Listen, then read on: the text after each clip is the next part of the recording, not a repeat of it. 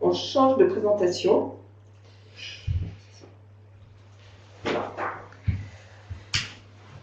Parfait. Bonjour à tous, et donc merci de votre présence, merci à RSE PED et puis au groupe LVMH de nous accueillir pour l'organisation de ce webinaire. Donc le thème que l'on a choisi de traiter aujourd'hui, c'était donc d'intégrer les ODD à la RSE et à la stratégie d'entreprise. Donc les ODD, les objectifs de développement durable, l'agenda international. Donc pour cela, on a une présentation à deux voix. Donc dans un premier temps, je vais rappeler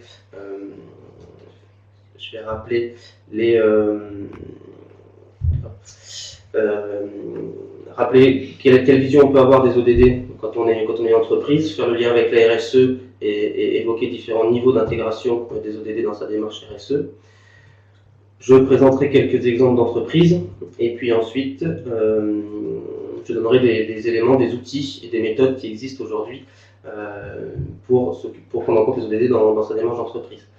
On aura un premier temps de questions-réponses et ensuite on aura une illustration très concrète donc, qui sera effectuée par Sylvie Bénard, qui est directrice environnement du groupe LVMH, et donc qui nous montrera comment est-ce que un grand groupe français s'est préoccupé des ODD via sa démarche environnementale notamment. Alors, pour démarrer cette première partie, alors quelques mots sur le BL Evolution. Donc, BL Evolution, c'est donc une société d'études et de conseil qui travaille avec les entreprises et les territoires qui souhaitent s'engager dans les démarches de transition vers un développement durable. Et donc, on intervient auprès d'eux en appui sur du conseil, des audits diagnostiques, la création de stratégies, RSE, énergie, biodiversité, et puis également on appuie sur l'innovation et les nouveaux modèles économiques. Et donc on s'est intéressé très tôt aux objectifs de développement durable, puisqu'à notre sens, ça donne vraiment une nouvelle perspective pour les stratégies d'entreprise et leur responsabilité sociétale. Pour poser le cadre, je donne quelques rappels sur l'agenda international des ODD. Donc ODD, ça signifie les objectifs de développement durable, qui ont été adoptés donc, en 2015 lors du sommet de l'ONU à New York, et qui est un agenda qui se déroule sur 15 ans. Et donc on appelle ça également l'agenda 2030, puisque les objectifs ont vocation à être atteints d'ici 2030. Alors ils sont au nombre de 17, et c'est des objectifs mondiaux donc pour les populations, pour la planète, la prospérité, la paix et les partenariats, ce qu'on appelle les 5 P. Ils prennent la suite à la fois de l'agenda de développement qui était les OMD, les objectifs du millénaire pour le développement, qui est au nombre de 8, et puis également ils mettent en cohérence avec les agendas environnementaux internationaux qui étaient issus de Rio. Je pense à la Convention sur le climat, je pense à la Convention sur la biodiversité, etc. Donc on a un agenda qui est transversal, qui est universel, puisqu'il va concerner à la fois les pays du Nord et les pays du Sud, il n'y a plus de distinction entre les pays, et puis il se veut également inclusif, c'est-à-dire que tout le monde doit être embarqué dans la dynamique des ODD, on doit laisser personne derrière sur le chemin. Donc pour rentrer un peu plus dans le détail des ODD, je vous ai remis ici les 17 objectifs de développement durable, donc en bas de la lutte contre la pauvreté et la faim dans le monde, en passant par la santé, l'éducation, l'égalité entre les sexes, l'eau, les énergies renouvelables, le travail décent, le développement économique, l'industrie, l'innovation, la lutte contre les inégalités, mais également les villes et communautés durables, la consommation, production responsable, le climat, la biodiversité, la paix et la justice, et puis les partenariats entre tous les acteurs pour la réussite des ODD. Donc ça c'est un point, je vais m'arrêter une seconde sur ce point-là, qui est important, puisque dans la construction de cet agenda, il est évoqué la nécessité de faire des partenariats, que ce soit entre les États, mais également avec la société civile, avec les ONG, les citoyens, mais aussi avec les entreprises. C'est quelque chose qui est inscrit à cet agenda-là. Donc les entreprises et le monde économique a une place forte pour la réussite de cet agenda international.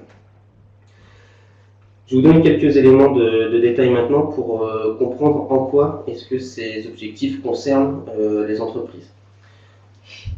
On a parfois une lecture un peu trop rapide des ODD, où on s'arrête aux titres qui sont parfois un peu raccourci, hein, quand on voit fin zéro ou pas de pauvreté, c'est pas forcément très clair ou très précis. Donc je vous propose de balayer quelques exemples d'ODD pour comprendre déjà ce qui se cache derrière et puis le lien avec l'entreprise. Donc pour finir sur l'introduction sur les ODD, chacun des 17 objectifs est divisé en différentes cibles qui sont beaucoup plus précises, et au total on a 169 cibles qui structurent cet agenda.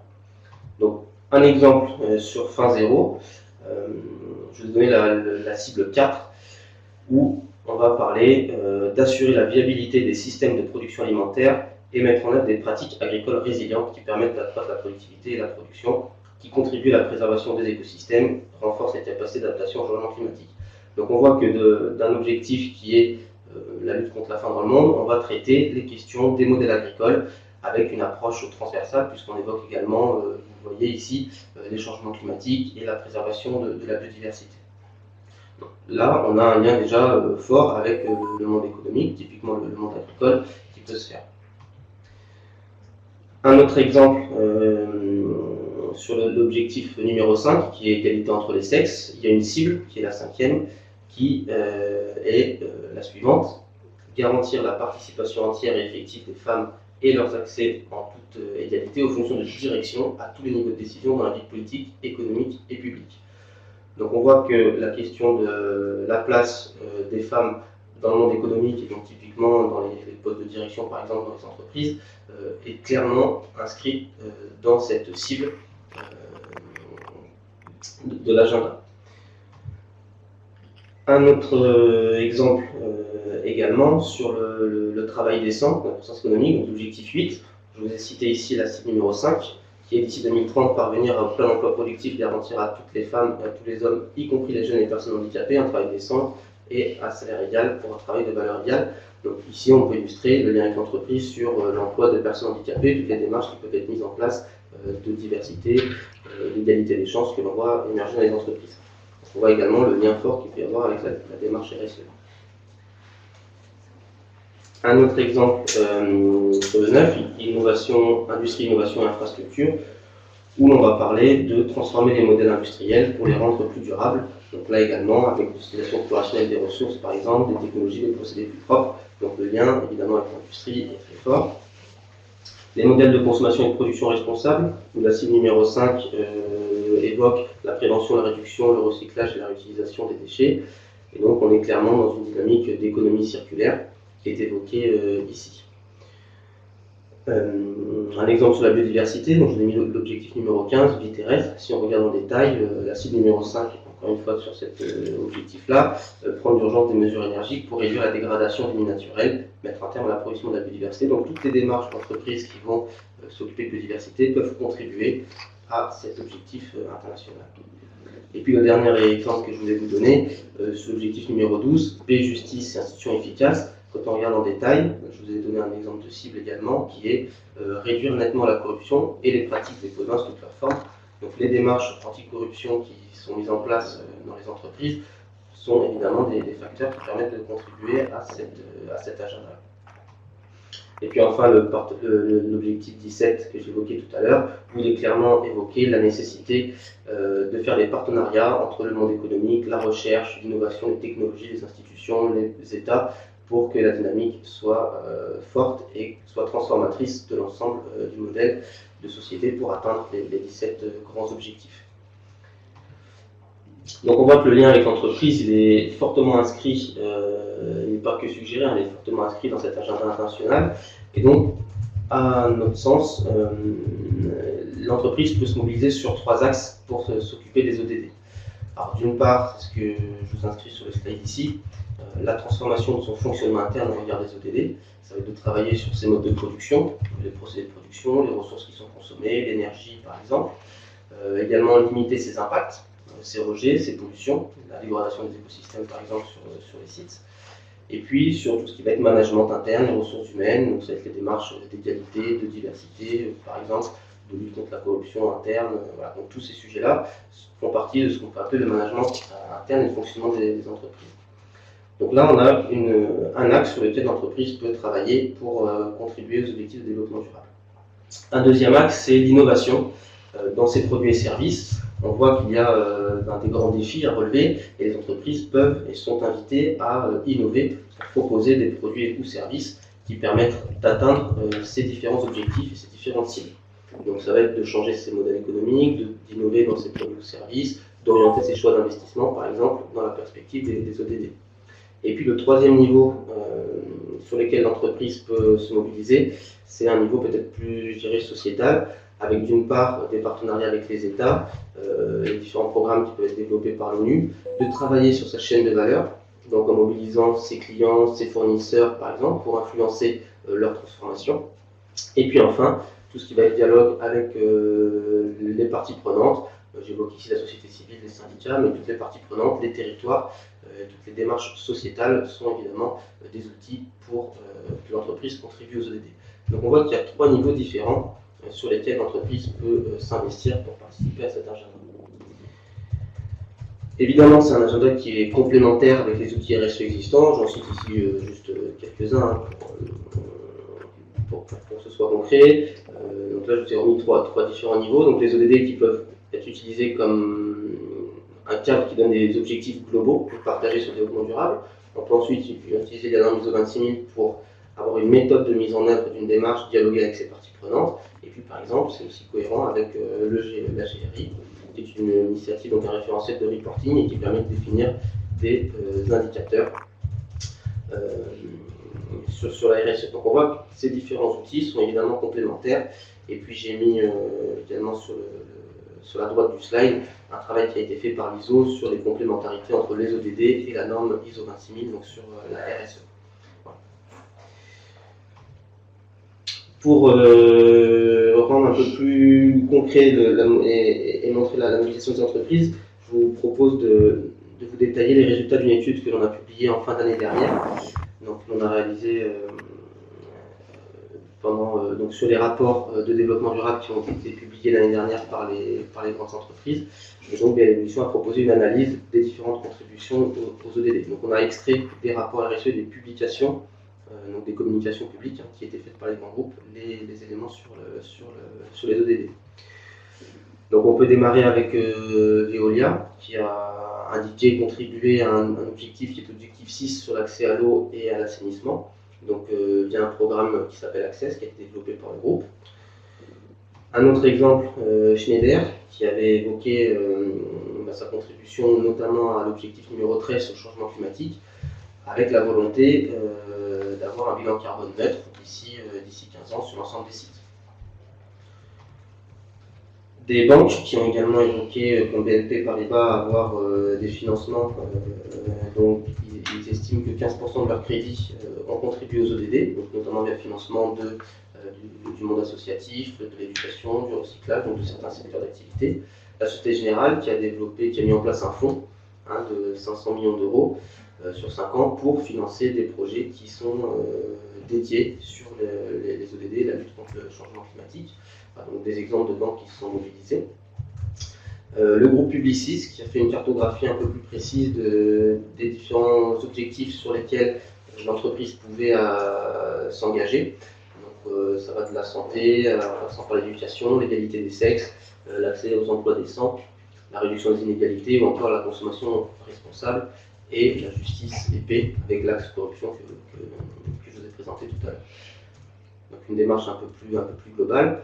Vivendi, qui de la même manière a mis en regard sa démarche RSE avec différents objectifs et différentes cibles des objectifs de développement durable.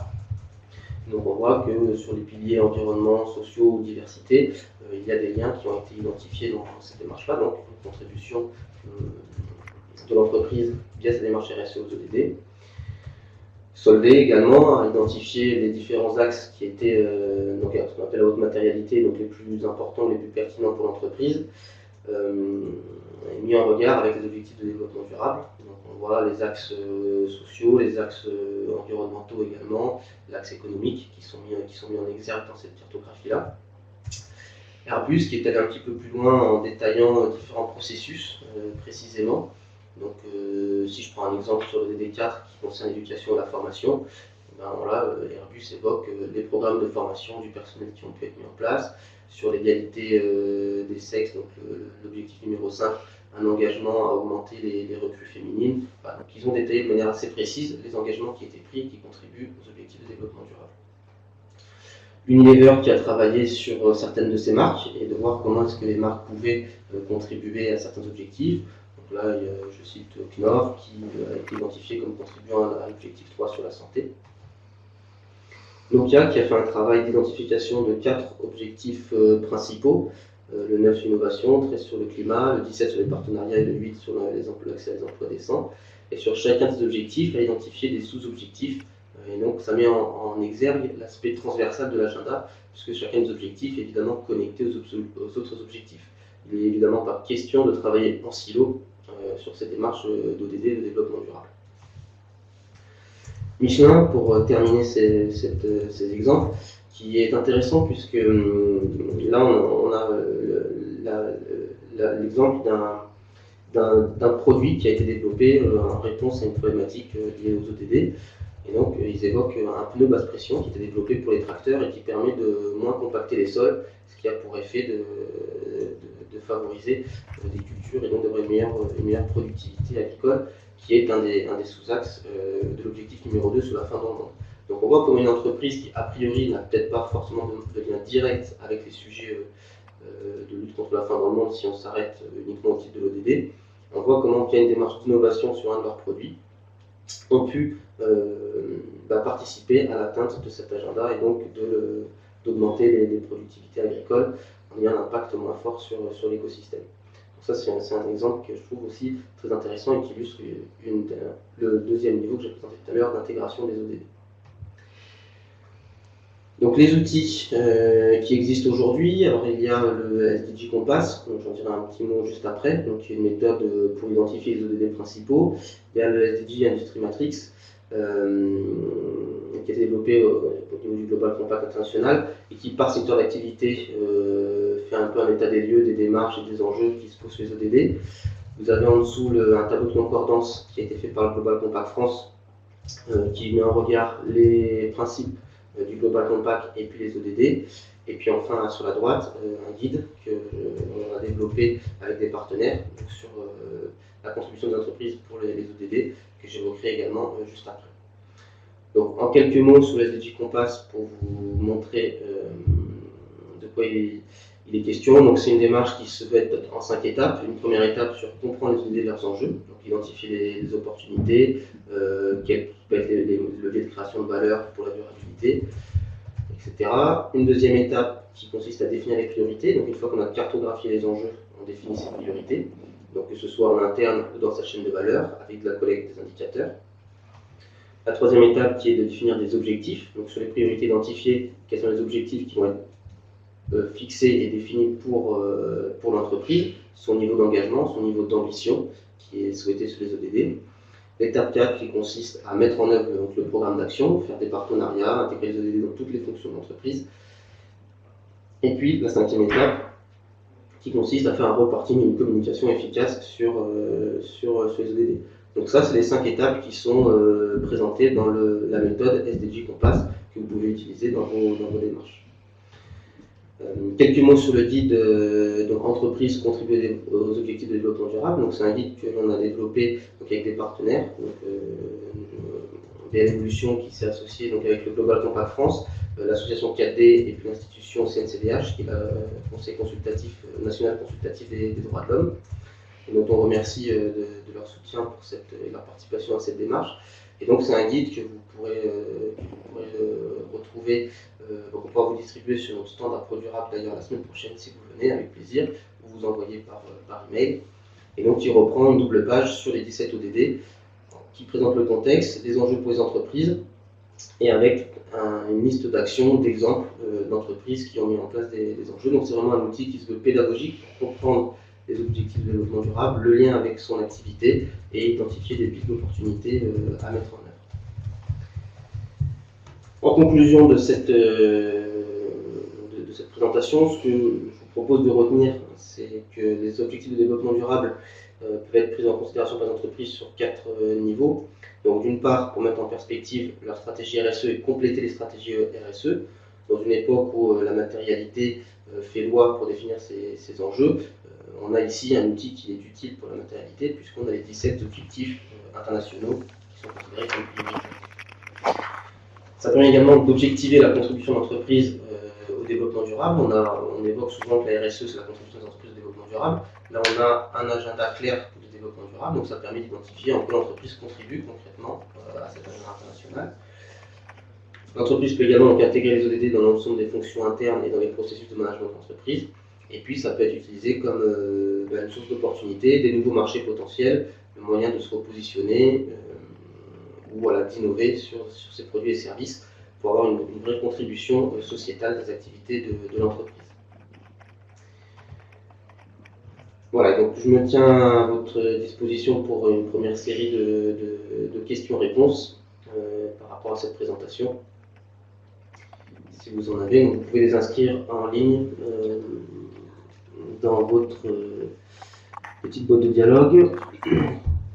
Alors sur la question des PME, effectivement, j'ai présenté des grands groupes. Il y a des PME qui s'engagent et typiquement, dans le guide que j'ai évoqué sur le ODD et les entreprises, tous les exemples sont issus de PME et ETI, donc pour montrer que toutes les entreprises peuvent s'engager. Et d'ailleurs, de plus en plus de PME, je pense au réseau Global Compact France qui regroupe 1200 entreprises, dont une bonne partie de mémoire 800 PME, ont beaucoup d'exemples et on voit qu'il y a une vraie émulation des entreprises sur le sujet. C'est évidemment pas uniquement un sujet de grands groupes, pas du tout. Alors sur la question, est-ce que les ODD changent vraiment les actions des entreprises ou donnent-elles une manière de formuler autrement ces engagements RSE? Je pense qu'il y a un petit peu les deux. D'une part, ça permet, comme je disais tout à l'heure, d'objectiver sa contribution au développement durable. Et puis ensuite, en tout cas, moi j'espère que ça permettra de faire une transformation profonde des modèles d'entreprise pour atteindre ces différents objectifs. Alors, il est peut-être un petit peu trop tôt aujourd'hui pour pouvoir voir si effectivement la transformation se fait bien. Cette année-là, on verra s'il y a de nouvelles publications de la part des entreprises sur le sujet. Et d'ici un an ou deux, je pense qu'on pourra avoir une vision un peu plus claire de l'aspect transformateur des ODD. Est-ce que vraiment ça a permis aux entreprises de se transformer et de produire des nouveaux produits-services, des nouvelles solutions pour atteindre les ODD. Alors, excusez-moi, je fais une toute petite pause. En fait, on entend un bruit de clavier et je pense qu'il vient de quelqu'un peut-être qui est connecté par téléphone. Et ce que je demande donc aux personnes connectées par téléphone, c'est de mettre leur téléphone sur mute ou sur silence en fait. De ne garder que la fonction haut-parleur du téléphone. Voilà, je vous en remercie par avance. Ça évitera les petits bruits parasites que l'on entend. Merci, je redonne la parole à Sylvain pour la suite des questions. Merci beaucoup. Alors sur une question à quels sont les moyens proposés pour le suivi et l'évaluation des actions des entreprises. Alors aujourd'hui, il n'y a pas encore de cadre qui est clairement défini. En France, par exemple, donc, il y a des réflexions au sein des institutions pour voir comment est-ce que justement le sujet peut être pris en compte.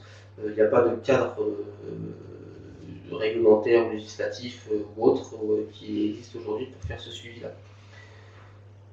Par contre, moi je suis convaincu, mais évidemment, que c'est un enjeu majeur de suivre ce qui se passe et de vérifier les impacts positifs et concrets, voire peut-être des impacts négatifs qui peuvent y avoir. Et donc ça devrait être un sujet qui va se développer à l'avenir. On voit également, ça je l'ai passé dans les exemples, mais des fonds d'investissement qui commencent à se préoccuper des ODD et à sélectionner les entreprises qui sont les plus contributrices sur ce sujet. Donc ça va, à mon avis, prendre de l'ampleur. Sur la question de la démarche RSE et environnement du VMH, je pense que Sylvie Bénard nous pourra y répondre tout à l'heure dans sa présentation. Comment les organisations patronales MEDEF ces PME se positionnent sur le sujet des ODD? Alors aujourd'hui, il y a le MEDEF, de ce que j'en sais, n'a pas pris la parole officiellement sur le sujet. La CPME a commencé à évoquer le sujet de manière publique pendant le salon PME qui s'est tenu en fin d'année dernière au Palais Brognard. et donc qui ont évoqué le sujet comme étant important. Je sais que ces organisations travaillent actuellement en interne sur le sujet. Ce serait évidemment un levier fort pour développer et déployer les ODD au sein des entreprises. Pour l'instant, c'est plutôt les associations professionnelles, les fédérations professionnelles, les associations multiparties prenantes qui se sont saisies plus rapidement du sujet. J'ai évoqué le Global Compact par exemple, il y en a d'autres qui travaillent dessus également. Ensuite, qu'est-ce qu'il y a d'autres questions? Ça m'a répondu. Les organisations syndicales, alors de la même manière, elles ont commencé aussi à se saisir du sujet. Un peu comme toutes les institutions, tout à l'heure j'évoquais l'audit qu'on a fait en partenariat avec la CNCDH, donc le Conseil national consultatif des droits de l'homme. Voilà, c'est un sujet qui est pris en compte par les différentes parties prenantes. Parce qu'en fait, quand on regarde bien les différentes thématiques d'ODD, chacun peut retrouver évidemment les thématiques qui sont suivies. Les syndicats se sont félicités, notamment de l'ODD 8 sur la question du travail décent, puisque c'était la première fois que c'était au niveau international reconnu, en plus des conventions de l'OIT. Donc voilà, il y a vraiment toutes les parties prenantes se retrouvent dans cet agenda, évidemment. Ensuite, donc, les ODD sur une question de faire du greenwashing. Est-ce que le changement serait pas que superficiel? Bon, c'est ce que j'évoquais à l'instant. Pour l'instant, il est un petit peu trop tôt pour voir s'il y a un véritable aspect transformateur. C'est un risque, clairement, mais comme dans chaque agenda international ou dans chaque outil sur la RSE qui peut exister, il y a le risque que ce soit utilisé pour le greenwashing. De toute façon, on voit aujourd'hui dans une société qui est très médiatisée, où la communication va extrêmement vite, quand c'est uniquement du greenwashing, généralement on a un scandale qui éclate assez vite dans les médias. Donc c'est aussi un garde-fou pour éviter la tentation de certaines entreprises d'aller sur du greenwashing. Voilà, c'est évidemment un risque. Et donc, comme les démarches RSE, il faut que ce soit des engagements qui soient crédibles, avec des moyens mis en place, suivis d'actions concrètes qui soient mises en place. Alors le comité 21, alors j'ai évoqué les associations multi-acteurs, évidemment je pensais par exemple au comité 21 qui a un cours de travail en cours sur les ODD. Voilà. Dans d'autres pays d'Europe, quelles observations? Alors c'est intéressant de voir que certains pays sont très en avance, ont vraiment pris le sujet des ODD à bras-le-corps. Je pense à l'Allemagne qui a fait des ODD de leur stratégie nationale de développement durable. Les pays nordiques également ont pris le sujet des ODD un peu plus à bras-le-corps. En France, on a, je ne sais pas si on peut dire, pris un petit peu de retard au niveau des institutions. Alors c'est vrai que lors de l'adoption des ODD en 2015, on avait quelques mois après la tenue de la COP21 sur le climat à Paris. Donc ça peut peut-être expliquer que le sujet n'a pas encore été pris au même niveau que d'autres pays. En tout cas, c'est intéressant de voir qu'effectivement, il y a de l'émulation. Dans d'autres des pays du Sud, il y en a certains qui sont aussi très engagés sur le sujet. Je vois que vous évoquez d'autres acteurs qui traitent les ODD, évidemment, la Convergence, qui est l'association multi-acteurs, l'IDRI, qui est un think tank, sont aussi des structures qui travaillent sur le sujet.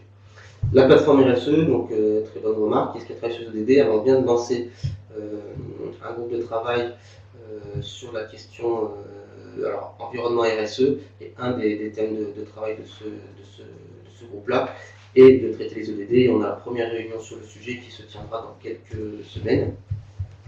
Donc on voit bien évidemment que toutes les institutions se mobilisent.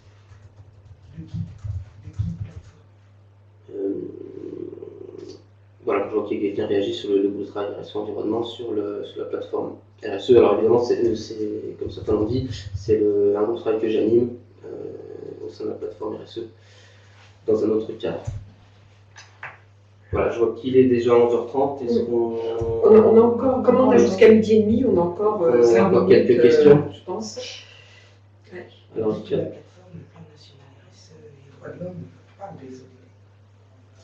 Oui, sur la question de la plateforme RSE, il y a eu la publication en l'année dernière d'un plan national RSE, donc une contribution qui a été remise au gouvernement et qui a qui détaille quelques priorités qui ont été définies donc, par l'ensemble des membres de la plateforme RSE, donc qui regroupe toutes les parties prenantes des entreprises. Hein. Il y a les entreprises, les fédérations patronales, les syndicats, les ONG, la société civile, des chercheurs, il y a aussi des institutions. Et donc c'est une plateforme multi-acteurs qui a produit deux documents l'année dernière, donc un plan national RSE, où les ODD sont clairement indiqués en préambule comme un objectif à atteindre pour l'économie et l'ensemble des acteurs, entre autres. Et puis un plan national sur les droits humains, dont certaines questions des ODD sont évidemment évoquées. Alors, le temps de lire les questions. Une question sur le Congo. Enfin, le Congo, oui. Quelqu'un du Congo, donc, nous faisait la remarque que au Congo, donc c'est surtout les grandes entreprises qui sont engagées dans les RSE, donc, et qui demandaient qu'est-ce qui se fait en France au niveau des PME et des entreprises sous-traitantes, donc peut-être pour donner des idées à ce qui peut être fait au Congo. Voilà, Sylvain, je ne sais pas si vous avez une réponse. Alors moi au Congo, je ne sais pas spécialement ce qui s'y fait. En France, c'est vrai que je l'ai évoqué tout à l'heure, il y a des PME qui se mobilisent beaucoup. Donc il y en a un certain nombre d'exemples dans le guide que l'on a publié avec le Global Compact, donc ce sont des entreprises membres. Voilà, il y a des entreprises qui aussi mobilisent leurs sous-traitants, leurs fournisseurs sur le sujet. Je crois que LVMH donnera un exemple tout à l'heure de comment est-ce qu'ils ont justement mobilisé leurs sous-traitants et leurs fournisseurs pour les faire évoluer sur ces questions de développement durable. Est-ce que les entreprises mettent en place des projets pour répondre aux ODD ou est-ce que les ODD qui sont rattachés aux projets existants? Alors ce qu'on a pu voir l'année dernière dans notre étude, c'est qu'on était d'abord sur des projets existants qui sont rattachés aux ODD, mais on voit également apparaître des nouveaux projets qui sont développés pour spécialement les ODD. Dans les entreprises que l'on a pu accompagner depuis l'année dernière sur cette question, c'est évidemment un des axes forts, c'est comment est-ce qu'on va plus loin que sa démarche actuelle pour atteindre les ODD. Si l'agenda international a été adopté, c'est parce qu'aujourd'hui, il y a encore des démarches de transformation à faire pour les atteindre. Et donc, ça, c'est ce qu'on voit apparaître aujourd'hui. Alors, merci pour l'information sur le Maroc. Donc, tant mieux si la Confédération, les confédérations patronales s'engagent sur les ODD, c'est une bonne chose. Donc j'espère que ce sera fait aussi de manière officielle en France par les fédérations patronales bientôt. L'intégration des données dans le nouveau devoir de vigilance des entreprises. Alors le devoir de vigilance qui a été adopté en France par les parlementaires il y a quelques semaines. Donc demande à ce que les entreprises mettent en place des mesures de diligence raisonnable pour justement éviter et prévenir les enjeux sur les atteintes aux droits de l'homme ou à l'environnement. Donc on voit bien qu'on est en lien avec les différents axes des ODD. Je pense à l'ODD numéro 8 sur le travail décent, la question des droits humains au travail et dedans. Sur les atteintes à l'environnement, on a clairement les ODD sur le climat, sur la biodiversité qui en font référence, mais aussi tous les ODD. Je vous rappelle le caractère transversal des ODD, donc l'ODD 12 sur la consommation et la production responsable, évidemment, peut être impacté, etc., etc. Donc les liens sont forts. Le devoir de vigilance, c'est à mon sens un outil pour les entreprises, un outil qui va leur permettre de progresser. C'est également un outil juridique pour sanctionner les entreprises qui, je ne jouerai pas le jeu d'aller vers la RSE. Donc il est réglementaire pour avoir cet aspect contrainte ou sanction pour gérer les mauvais élèves. Mais aussi